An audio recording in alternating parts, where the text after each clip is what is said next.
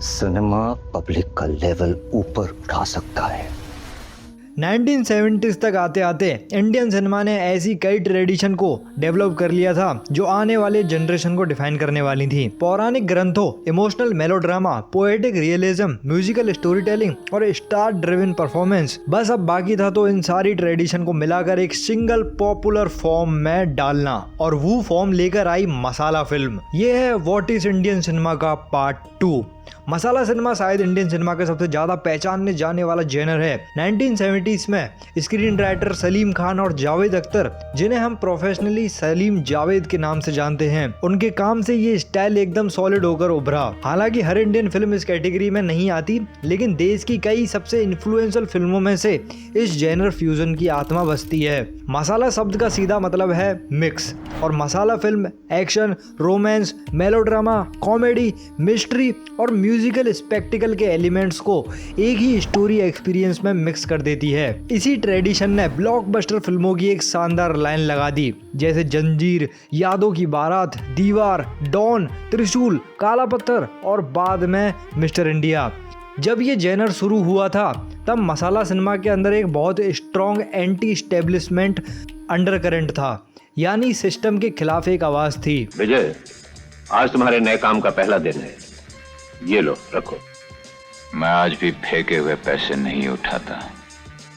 Super stardom की तरफ बढ़ते अमिताभ बच्चन द्वारा निभाए गए iconic angry young man character ने आम भारतीय के फ्रस्ट्रेशन को पर्दे पर उतारा, ठीक वैसे ही जैसे एमजीआर की तमिल फिल्मों के वर्किंग क्लास हीरोज थे। अमिताभ के कैरेक्टर भी डॉग वर्कर, स्ट्रीट वेंडर और ऐसे कैरेक्टर थे जो सिस्टम से लड़ रहे थे, जिन्होंने उन्हें धोखा दिया था। जावेद अख्तर ने बाद में इस पर्सोना पर बात करते हुए कहा था, एक एक्टर के तौर पर अमिताभ का गुस्सा कभी अगली या बुरा नहीं लगता था। बाकी एक्टर गुस्से के साथ एरोगेंस मिलाते थे, लेकिन अमिताभ के गुस्से में डर और आंसू मिले हुए होते थे। मेरे गुनाहों की सजा मेरी मां को मत दो। मैं अपने आप को तुम्हारे हवाले करना जो चाहे कर लो, लेकिन मेरी मां मुझे वापस दे दो। मसाला सिनेमा ने इन्हीं स्ट्रगल को एक कलेक्टिव कैथारसिस में बदल दिया। देश के गुस्से और बदलाव की आवाज को एक धमाकेदार ग्रैंड सिनेमैटिक स्पेक्टिकल बना दिया। एक नए जोश के साथ डायरेक्टर की एक पूरी जनरेशन उभरी, जिसने इस नए सिनेमैटिक लैंग्वेज को डिफाइन किया। मनमोहन देसाई ने मजेदार अमर अकबर एंथोनी दी, प्रखर मेहरा ने ग्रैंड मुकद्दर का सिकंदर बनाई, और सलीम जावेद के स्क्रिप्ट पर काम करते हुए यश चोपड़ा ने एक बहुत ही डीप सोशल ड्रामा दीवार डायरेक्ट की। लेकिन इस एरा का सबसे बड़ा और यादगार मॉन्यूमेंट था रमेश सिप्पी का मास्टर वर्क, जिसे अक्सर इंडियन फिल्म मेकिंग का सबसे बड़ा मूवमेंट माना जाता है। फिर इस डाकू को पकड़ने के लिए आपने हम दोनों को क्यों चुना? इसलिए कि लोहा लोहे को काटता है। शोले ने वेस्टर्न मूवीज के ग्रामर, एपिक एडवेंचर के स्केल और मेलोड्रामा के इमोशनल इंटेंसिटी को एक साथ जोड़ा। सलीम जावेद के अपने सबसे बेहतरीन डायलॉग्स और धर्मेंद्र, हेमा मालिनी, जया बहादुरी, संजीव कुमार, अमिताभ बच्चन और गब्बर सिंह के अनफॉरगेटेबल विलन रोल में अमजद खान की एक्टिंग ने इसे अमर बना दिया। इस फिल्म ने बॉक्स ऑफिस के ऐसे रिकॉर्ड तोड़े जो दशकों तक कायम रहे। ये एक टेक्निकल माइलस्टोन भी थी। 35 mm पर शूट होने के बावजूद 70 mm पर ब्लो अप किया गया था और स्टीरियो साउंड के साथ प्रेजेंट किया गया था, जो उस वक्त इंडियन सिनेमा के लिए एक रेयर अचीवमेंट थी। कितने आदमी थे सरदार? 2 आदमी थे।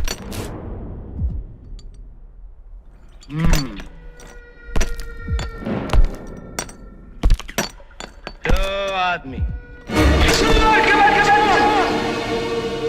कमर्शियल फिल्म मेकिंग के इस ग्रैंड स्पेक्टिकल के साथ साथ इंडियन सिनेमा में एक और ज़रूरी लहर चल रही थी, पैरेलल सिनेमा मूवमेंट। 1950s में शुरू हुई ये लहर 1970s और 80s में पूरी तरह फैल गई। इस ट्रेडिशन ने इंडियन लाइफ को और ज़्यादा रियलिज्म के साथ दिखाने की कोशिश की, जिसके लिए उन्होंने इटालियन न्यू रियलिज्म जैसे ग्लोबल आर्थोस मूवमेंट से इंस्पिरेशन ली। श्याम बेनिगल, गोविंद निहलानी और केतन मेहता जैसे फिल्म मेकर ने ऐसी सोशली कॉन्सिक्वेंसेस फिल्में बनाई जो क्लास, जेंडर और पॉलिटिकल पावर के सवालों को एक्सप्लोर कर रही थी। आप अच्छी तरह जानते हैं ये दुनिया किस चाल से चलती है, फिर आप होते कौन ये पूछने वाले कि क्यों इस तरह से चलती है। क्योंकि वो इसी तरह चलेगी। उनके इस काम को जमीन पर उतारा थिएटर से जुड़े एक्टर की एक नई जनरेशन ने, जिनमें नसीरुद्दीन शाह, स्मिता पटेल और अमोल पालेकर जैसे नाम शामिल थे। उनकी अंडरस्टेटेड एक्टिंग स्टाइल ने इस मूवमेंट के रियलिज्म को डिफाइन करने में मदद की। अरे बाजा बजाएंगे खास तुम्हारे लिए, ऐसा जादू दिखाएंगे कि दंग रह जाओगी।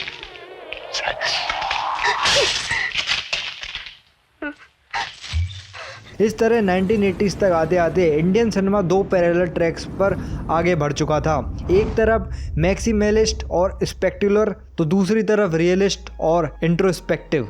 दोनों ही मीडियम की आर्टिस्टिक पॉसिबिलिटी को आगे बढ़ा रहे थे। साउथ इंडियन में रीजनल इंडस्ट्रीज कमर्शियल अपील वाली फिल्मों का अपना अलग ही वर्जन डेवलप कर रही थी, जिसे अक्सर मास सिनेमा कहा जाता है। तमिल सिनेमा में रजनीकांत और कमल हसन जैसे टावरिंग स्टार का उदय हुआ, ऐसे एक्टर जिन्होंने मसाला फॉर्मेट में अपनी डायनेमिक एनर्जी भर दी। रजनी की larger than life screen presence ने पंचलाइन को ऑडियंस के लिए प्योर सेलिब्रेशन में बदल दिया।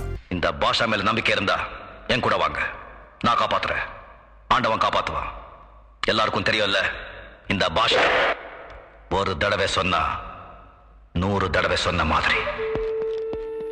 वहीं कमल हसन ने एक्टिंग को एक्सपेरिमेंटेशन के साथ जोड़ा, जिसने तमिल सिनेमा को और ज्यादा स्टाइलिस्टिक और इमोशनली कॉम्प्लेक्स बनाया। சொல்லுங்க, நீங்க நல்லவரா கெட்டவரா? தெரியலையப்பா। नया कान और अल्ला मलाई जैसे फिल्मों ने दिखाया कि कैसे मसाला फॉर्मेट कंटिन्यू इवॉल्व हो सकता है, जहां स्पेक्टिकल के साथ कैरेक्टर और स्टाइल के साथ इमोशनल डेप्थ का बैलेंस बना रहे। Only 5 minutes. I am a bad man. 1990s ने हिंदी सिनेमा में एक और बड़ा ट्रांसफॉर्मेशन दिखा। 3 सबसे आइकॉनिक स्टार्स उभरे, आमिर खान, सलमान खान और शाहरुख खान। उनकी फिल्मों ने पॉपुलर हिंदी सिनेमा 1970s और 80s के माचो एक्शन से हटाकर यूथफुल रोमांटिक स्टोरी टेलिंग की तरफ मोड़ दिया। आजकल आपकी कोई बात हमें बुरी नहीं लगती। क्यों? आजकल ऐसा क्या हो गया है? बस जो भी आप कहती हैं, जो भी आप करती हैं, हमें सब अच्छा लगता है। कयामत से कयामत तक और दिल जैसे एरा डिफाइनिंग हिट्स ने यह साबित कर दिया कि एक वनरेबल और इमोशनल हीरो भी ऑडियंस के साथ उतना ही गहरा कनेक्शन बना सकते हैं जितना कि पुराने टाइम के रेबलियस एक्शन फिगर। जब भी डूबते हुए सूरज को देखना, समझ लेना मेरी नजरें भी उसी पर हैं। याद है, इसी डूबते हुए सूरज ने हमें पहली बार मिलाया था। देख लेना, यही डूबता हुआ सूरज हमें एक दिन हमेशा के लिए मिला देगा। जैसे बॉलीवुड शिफ्ट हो रहा था, वही साउथ इंडिया फिल्म मेकर्स भी इंडियन सिनेमा की लैंग्वेज को नई तरीकों से रीशेप कर रहे थे। मानी रत्नाम जैसे एक्टर ने रोजा, बॉम्बे और दिल से जैसी फिल्मों से एक नए विजुअल सोफिस्टिकेशन दी, जहां उन्होंने पॉलिटिकल थीम्स को स्वीपिंग रोमांस, इनोवेटिव सिनेमेटोग्राफी के साथ ब्लेंड किया। इन फिल्मों ने ए आर रहमान के म्यूजिक से भी ऑडियंस को इंट्रोड्यूस करवाया। उनका इंडियन क्लासिकल ट्रेडिशन को इलेक्ट्रॉनिक टेक्सचर और ग्लोबल म्यूजिकल इन्फ्लुएंसेस के साथ जोड़ने का तरीका पूरे देश के फिल्म साउंड ट्रैक्स में क्रांति ले आए।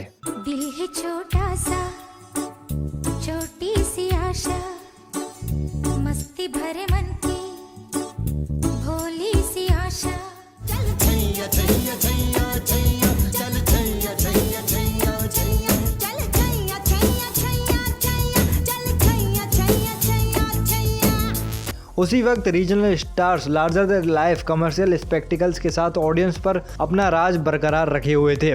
तेलुगु सिनेमा में चिरंजीवी और तमिल सिनेमा में विजय जैसे एक्टर कल्चरल आइकन बने, जिन्होंने ये दिखाया कि रीजनल इंडस्ट्रीज भी स्केल और पॉपुलैरिटी के मामले में बॉलीवुड को बराबरी की टक्कर दे सकती हैं।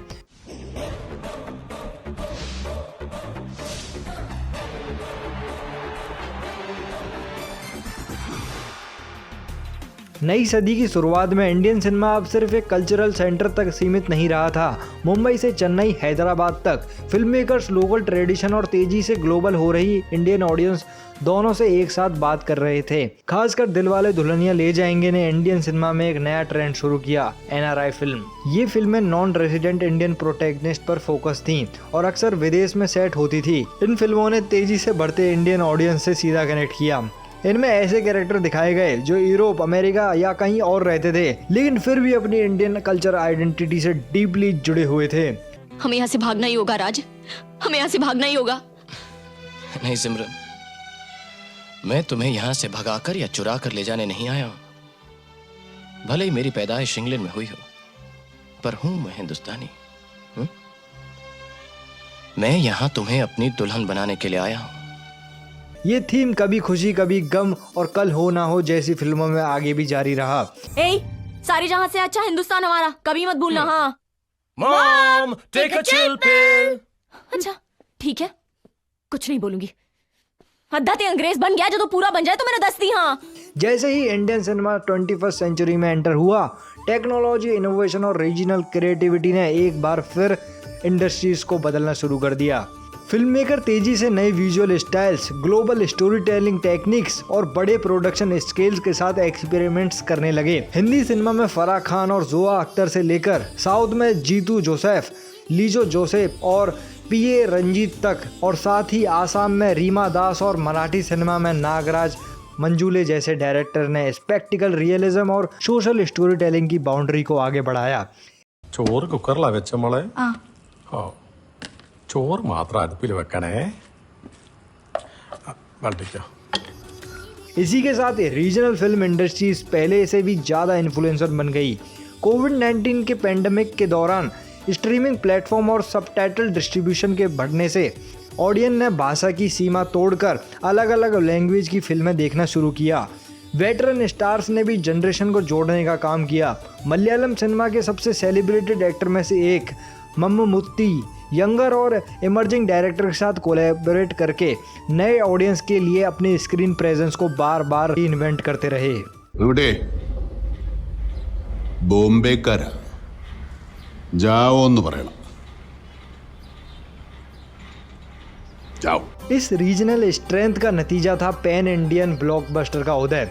एसएस राजमौली की बाहुबली सीरीज, सुकुमार की पुष्पा और ऋषभ शेट्टी की कांतारा जैसी फिल्म एक साथ कई भाषाओं और मार्केट में रिलीज हुई। इन्होंने मसाला ट्रेडिशन के स्केल को मॉडर्न विजुअल इफेक्ट और ग्लोबल मार्केटिंग स्ट्रेटजीज के साथ जोड़ा। इन फिल्मों ने दुनिया भर की ऑडियंस तक पहुंच बनाई और ये साबित किया कि Indian cinema mythological, action, music और इमोशन को एक यूनिक स्टोरी टेलिंग फॉर्मेट में मर्ज कर सकता है।